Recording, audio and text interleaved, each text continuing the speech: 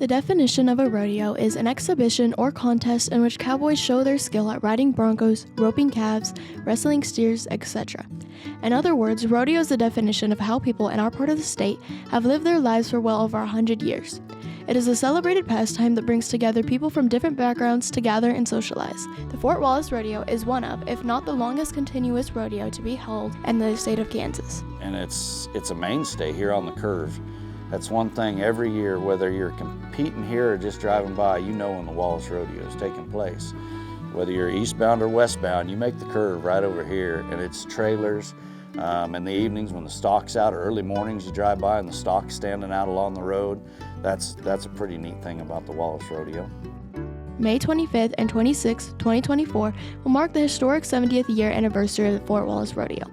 It began with hardworking men and women seeing something they wanted for their community, and they went about making it happen.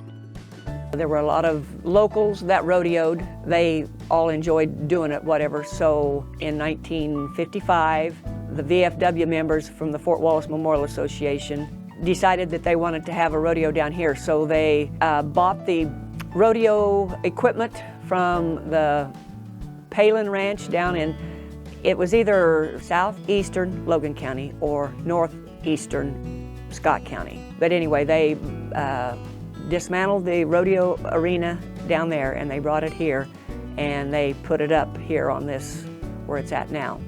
Many rodeos in the state were started in a similar fashion, but for one reason or another, they have folded and no longer host competitors. It can be a struggle from year to year finding the volunteers and sponsors for the rodeo, but the Fort Wallace Rodeo continues because of the hard work of those involved. It's got to be the community, the people that have just jumped in and kept it going. It's, we're at the point now that we need to get some younger people involved in it. 70 years of dedication to keeping a rodeo going in a town the size of Wallace is, something to really be proud of. And I think it's the community that's kept it going. Like Jace said, you got good people on the committee. You got. It's fun to come to, and they've done a good job about keeping the sponsorship. Like I said a minute ago, the added money. That's what a lot of people look at when they go is where can I go that has good added money. Obviously, some things have changed over the years, but the tradition of the event remains the same. Two brothers, Snake and George Harrison, were the original suppliers of the livestock used for the rodeo. Dad and Uncle George and all of them, they rode and participated in other rodeos and stuff. They had some of the stock, and they would drive the horses to Sharon to the rodeos to begin with before they started one down here. And then they used their own stock. They would buy horses that they didn't know whether they'd buck or not. They'd try them. If they didn't, then they would take them to the horse sale at Binkelman, whatever. They would ride the cows, the Brahma cows, and then they started breeding them. They raised their own, Jersey cows and Brahma bulls. Then they started raising their own bulls. Snake and George enjoyed the work, but also started to take a bit of a strain on the family.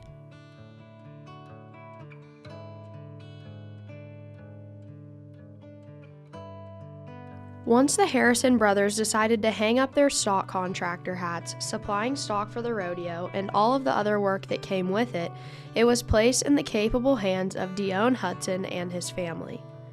I probably competed close to 20 years at Wallace. The Hudson family and their dedication and generosity have been vitally important to the success, but they also add a friendliness and professionalism to the rodeo that participants and spectators appreciate. Hudson's have always brought first-class stock all these years. So, and it's a hometown rodeo for them, so, this is basically the only rodeo they do anymore. Yep. So, they're just pride keeping it going. Mm-hmm. So that's why I've been successful, is always people want to go run good stock, whether it's steers, calves, bucking stock, and the rough stock guys, if they want to get on good horses, good bulls, they're going to go somewhere that has the good stock. Stuff that you can actually, if you draw right, you can win on. Mm-hmm. That's a big deal. Yep. At some point I need to thank them more. I appreciated them giving me the opportunity to get in front of some stock here.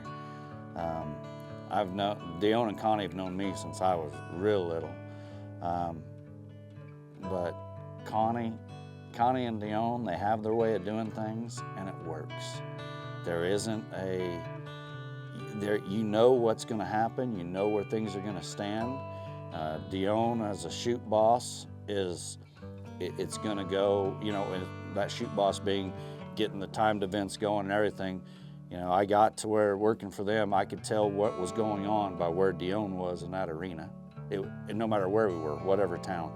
But at Wallace, when he's walking from set to set, or from the buck and shoots over to, he goes back and forth, and you know what's coming.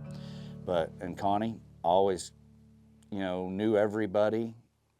Somebody'd walk up, and that's so-and-so's grandson, or so-and-so's son. He's riding bulls now, or, they're roping now, and she always knew everybody.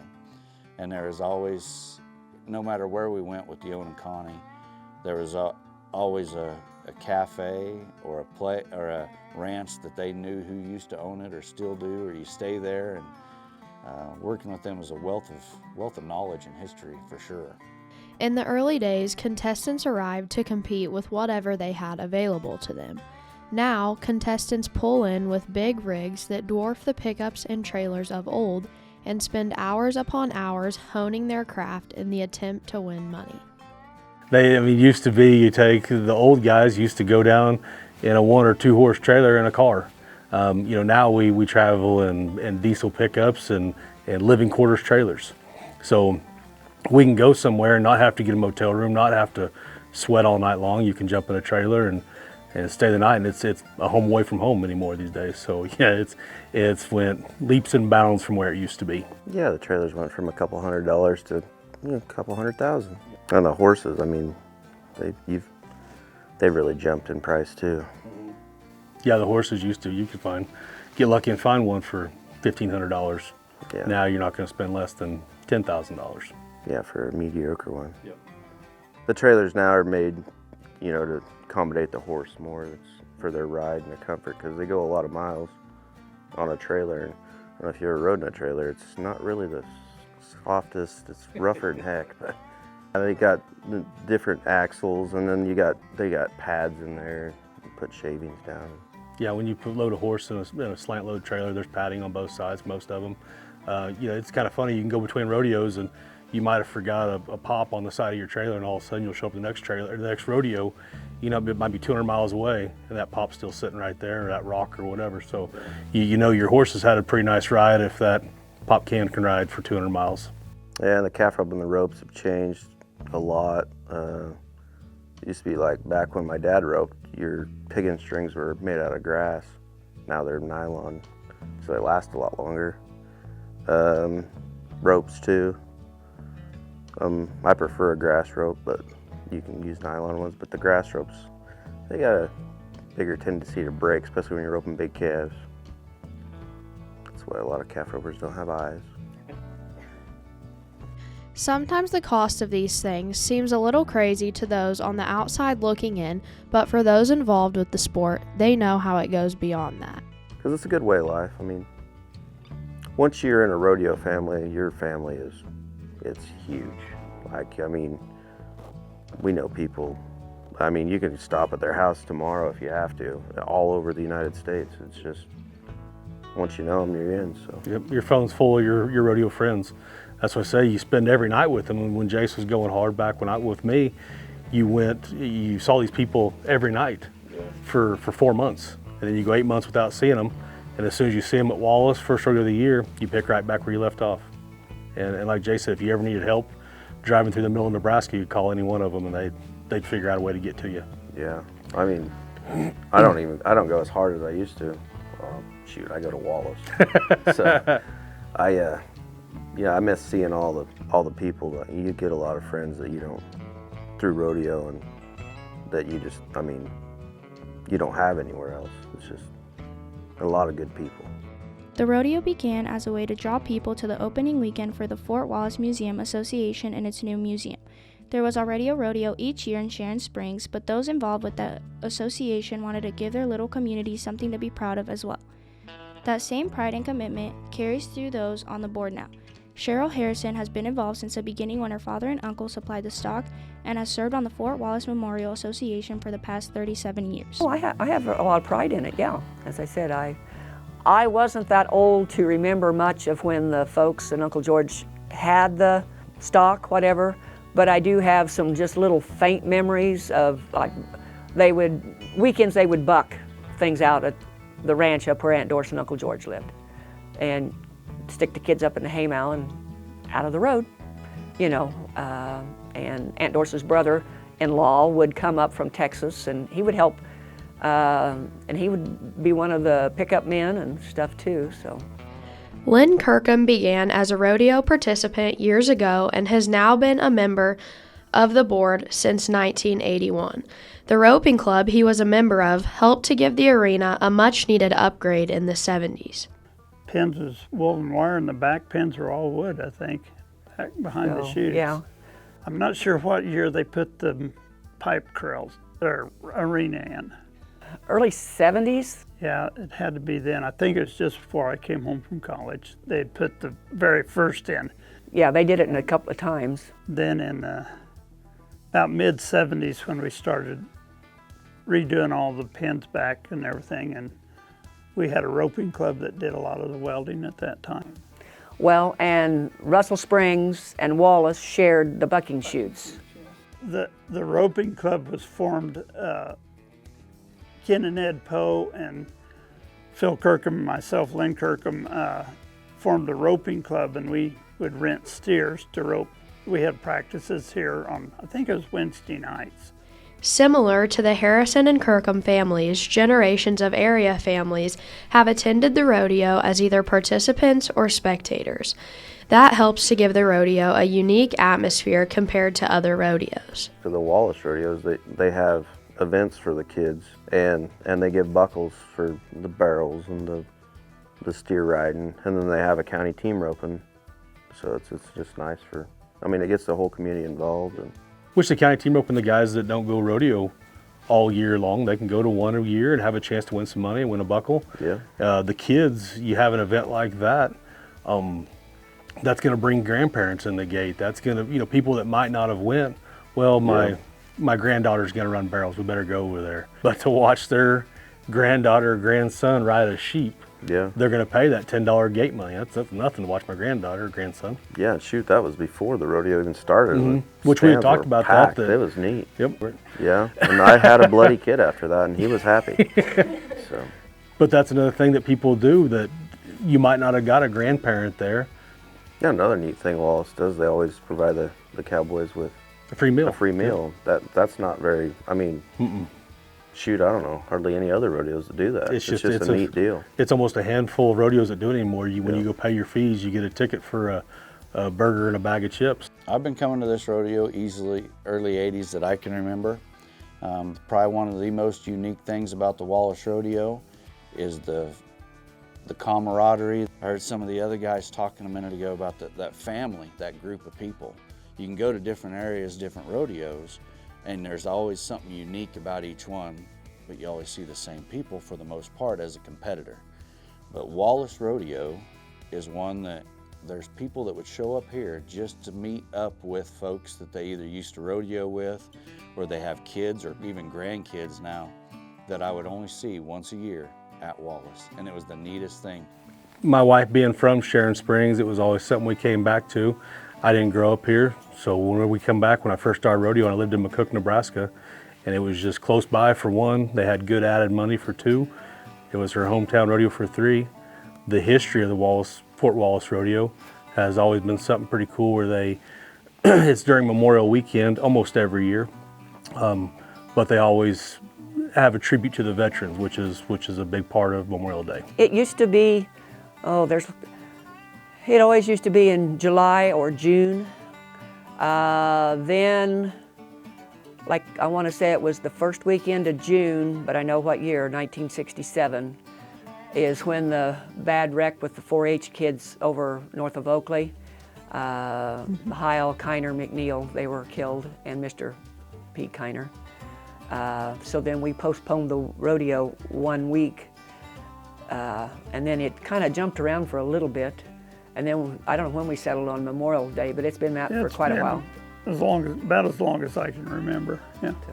So, So it's probably in the 70s or, well, yeah, around in there. yeah. And they went to Memorial Day weekend.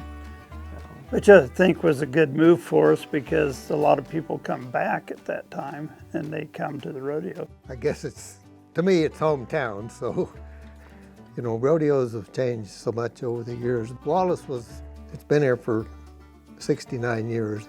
Anybody that ever rodeoed came to Wallace. They'd been to Wallace. It didn't make any difference. I still feel like it's kind of that way. My kids went to it, or my father went to it, my mother and all this stuff, and it's just kind of a tradition. We like to feel like that everybody come to Wallace, we'd like to have them come back. Those same families that come together to share in and celebrate the rodeo each year come to see a great show, in whatever form that might take. No two performances are ever the same and often come with some extra entertainment. And there was escapes. Yes. I remember one time they caught one of the bulls down in the river down here and tied him to a tree till somebody got down there to get him. So, yeah, it used to be a little wilder. Events like that mentioned are another reason why spectators can appreciate the changes in the arena through the years. I still go to rodeos that are that are woven wire. Barbed wire's out, but I really like this arena now. I mean, it used to be huge, and they cut it down a little bit, which was good because I think we knocked 100 foot off or something. yeah, like that. once you get to roll on a bulldogging horse or hazing horse, and they don't have very good brakes. And, with that whole arena, it's pretty scary, really. The first time I had her Wallace, she back in the box, and then the other end's 400 feet down there. Yeah. You're rolling at one pretty hard, and I think all there was a little tiny catch pin back there. Yeah. So if you had steers that ran very hard, you were motoring. Clear over on the left side, Left so side. everything angled that way. Now they got the catch pin so it runs straight, which is a lot of help. Which, it's rodeo, it's cowboy when you have something like that. Yeah, it's nerve-wracking and you're going to go do your job, but when you back in the box and look down at the other end for the first time, yeah, a little intimidating. Yeah. Used to be just woven wire, gates that hang up, but no, they've put a lot of time and a lot of materials into the arena. The guys mentioned before it was big before. From a bullfighting standpoint, whenever you end up out in the middle, it's a lot of work to get to the edge when you have to. But no, the facilities are great. It's got a flow. But yeah, it's always a known facility. It stands out. One thing that no one controls also makes a big impact on the rodeo every single year and is a part of the most vivid memories. Whether hot, cold, raining, hail, you name it, the competitors have seen it and the show has still gone on. Well, you can always plan it's going to either blow one day or rain the other day. Yeah, that's a fact. Now, the past couple of years, the thing's a big change for us is they used to always have Saturday night perf and a Sunday afternoon perf. Now we went to Saturday and Sunday night, so at least on Sunday it's a lot cooler to run a steer than it used to be, because it seemed like on Sunday it either rained or was 110 degrees. Yeah, with the wind blowing 40. Yeah. I remember Ernie Poe telling about one time he was roping here. He's calf roping. Caught his calf clear down at the west end of the arena, and it was wet and muddy. And he tied his calf in the mud hole, or water hole, and he had to pick the calf up so they could untie it so it wouldn't drown, because there was that much water down at the end of the arena. It's either Bob Bolin or Chuck McNall. We've had rainstorms here before. We've had all kinds of weather for the rodeo. And he bailed off his horse to go tie his calf, and his feet stuck in the mud, and he just face planted. Yeah, and roping in the rain and the wind is always neat. Mm-hmm. It's pretty fun. Yeah, I think a couple years ago they were team roping in the. Yeah. It was hailing outside. Yeah, it was. I mean, we'd bulldog, so I was getting out of there. I was in that. But it's just Wallace. It's what you expect every year. And I guess for our farmers, they enjoy having the rodeo because that means it's going to bring rain every year. Even COVID couldn't stop the Fort Wallace Rodeo. Like anyone living in western Kansas, those in charge of the rodeo addressed the situation and adapted to the circumstances. And the results were one of the most well-attended rodeos in the history of the event. And even when we had like 2020, when we had a COVID year, we ended up having to move the rodeo from Memorial Day weekend to Labor Day weekend. And that was, I think, one of the biggest crowds I've ever seen. And the contestants were... Yeah, there's a lot of contestants. Yep, because it became, from the first row of the year to one of the last rodeos of the year. So everybody in the top 5 was trying to make it number 1 in the standings going into the finals, and everybody that was in the outside looking in was trying to get into the finals. So I'd say the COVID year was probably one of the biggest years I've ever seen in the years I've been coming to Wallace. Entertainment acts have also varied throughout the 70 years of the rodeo. The specialty acts have been kind of interesting through the years. Early days, there was a midget that was a clown, and his name was Davy Luce, and he had his little axe and stuff, and his little donkey, whatever. Yeah. Max Reynolds came and did his Roman riding a couple of years. Was it Westernaires? Okay, they were here. The entertainment was at times provided by the locals. We had, when 7th was active here, we had reenactments of Indian attacks. Well, in 1957 was the year that they dedicated the marker for the German family, right. And that was all in cahoots with the Wallace Rodeo. Yeah. Several years, the Fort Wallace drill team performed. After weeks of practice, they would sometimes perform at the rodeo, but they also performed at various other locations. The legacy of the Fort Wallace Rodeo continues to grow. The weather, the hospitality, the participants, the spectators, the volunteers and workers, and so many things that haven't been mentioned, all combine to provide a truly one-of-a-kind small-town rodeo experience for people near and far. But watch out. Even if you're a visitor from the UK, you might get roped into the activities. I'll tell you exactly who I'm betting on. I wouldn't bet on us, mate. How many times have you guys seen a calf? Hey, we got cows in the UK. You got cows in the UK. Now, have you been around them? Huh? Yeah, we go. Okay, flip it over. Yep, back legs. Y'all know you're in a race, right? I would hurry up. Oh! With all of the variables every year, one thing is certain. The Fort Wallace Rodeo wouldn't be what it is now without you. So where will you be this Memorial Weekend? We hope to see you in the stands or along the fence enjoying another excellent rodeo in the company of your friends and family. Until then, we've got some work to do. See you there at the 70th Annual Fort Wallace Rodeo.